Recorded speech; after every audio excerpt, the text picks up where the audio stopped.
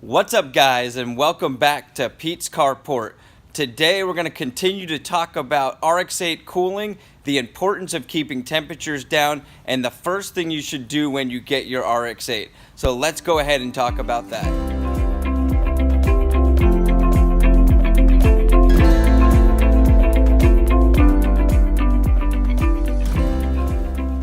So as many of you guys know, I went and picked up an RX8 with a blown motor and then picked up a rebuilt motor, and you guys have been going along with me on this journey of getting it up to its optimal performance, and eventually we're probably going to race and build this entire engine, but we want to go through the steps of maintaining and keeping this car running very good while trying to drive it hard and have fun with it.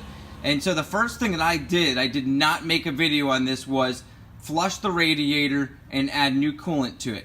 And one of the main reasons why I did not make a video on this, because there is a ton of controversy online about what coolant to use. So before we get into that, I want to show you guys, I'm going to actually link a video on how to flush your radiator properly. Driven by Madness has an awesome video on the RX8, but I'm going to show you the products that I used. So I went ahead and flushed out the coolant that I had in there and ran the Blue Devil radiator flush through it. Seemed to be a very good product. Got rid of all of the bad coolant that was already in the car.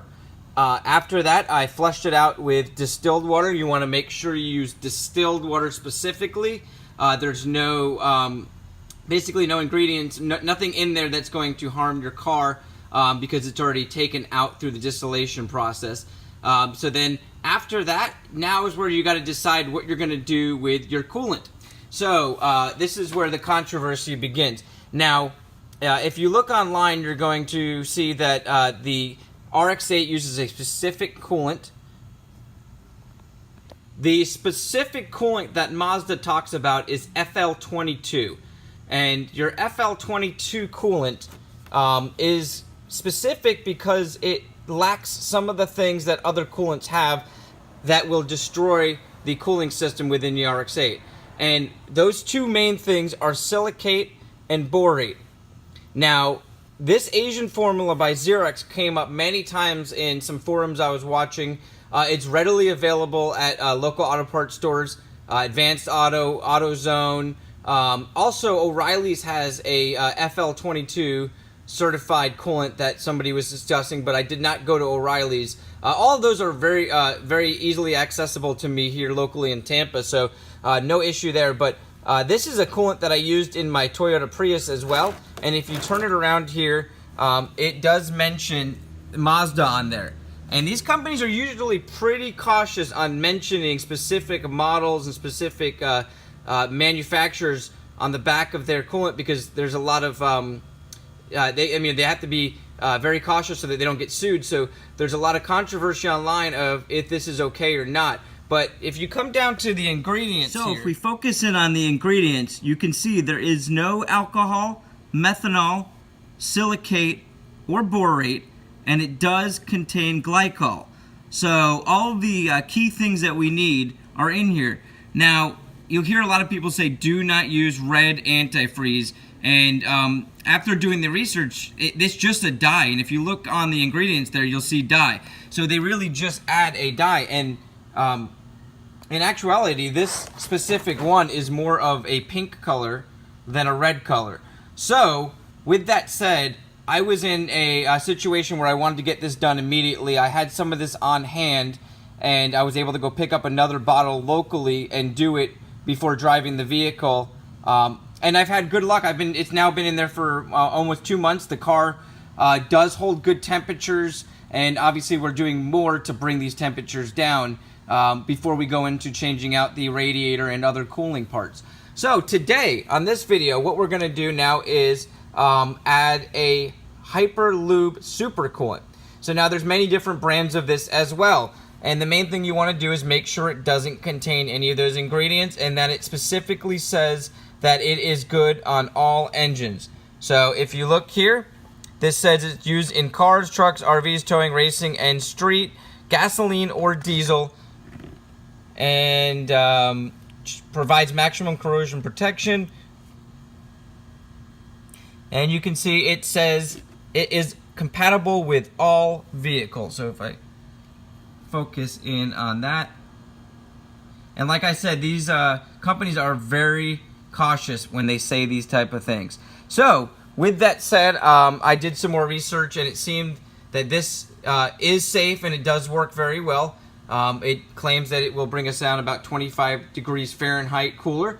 So let's go ahead, and what we're going to do is add this to directly to the overflow, but we need to let some of the coolant out. So we're going to go ahead and drain approximately the amount that's in here out and go ahead and add this into our reservoir. Okay, so you guys want to go ahead and grab yourself a Phillips screwdriver, some sort of bucket to drain the fluid out into, and we're going to do about 16 ounces so we can replace it with our 16 ounces. Now, depending on what you're using, the brand, the amount of your super coolant, you're going to have to take about that much out so you can add it to your reservoir.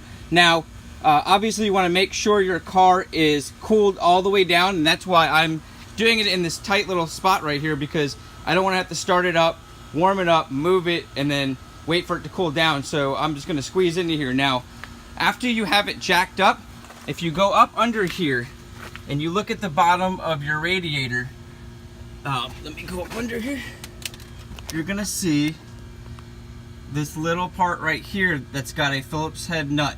Now that is plastic, but that is what you're going to start turning. That's to get rid of all the fluid in the actual radiator. And so we're going to turn that and let out a little bit, and I'll show you guys that right into our bucket.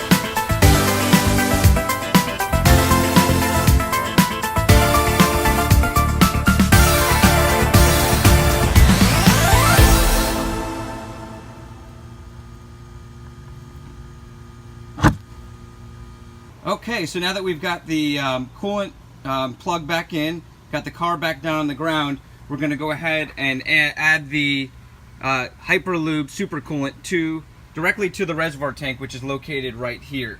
So we're going to go ahead and add the entire bottle in. You want to make sure you do that slowly so you don't overfill.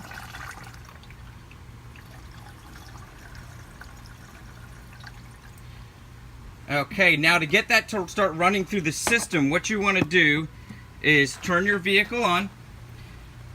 Keep the cap off when you first start it so that the air bubbles can be released, and then crank your heat on high for about maybe 4 to 5 minutes, and then you want to put your cap back on there. Now the bottle says if you're adding it directly to the reservoir like we did, you're going to want to run it 4 to 5 cycles before you start seeing the temperature drop. So I'm going to end the video here. Hopefully this helped you guys out. And if you have any questions, feel free to ask. I'm going to do a follow-up video in a month or so to show you guys what outcome I had if the temperatures are coming down, if this works.